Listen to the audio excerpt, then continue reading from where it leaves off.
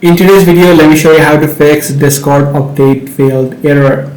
If you just updated your Discord application and if the Discord has not updated successfully, this could be likely happening due to the caches within the application. So in this situation, what you need to do is simply tap and hold the application, head over to the eye icon.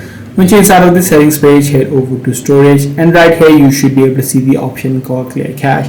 What this does is removes any sort of corrupted files which might be causing the issue. So once you complete this step, try to see if the issue is resolved. If the issue still persists, then what you can also need to ensure is that you have enough free space within your device. If your space or your storage is running out, this could likely be causing this issue.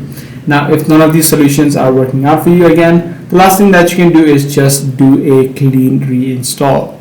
So just reinstall the application of Discord onto your device and then again re-download it. So that's pretty much all there is to it. If this video was helpful to you, be sure to subscribe. I'm going to see you in the next one.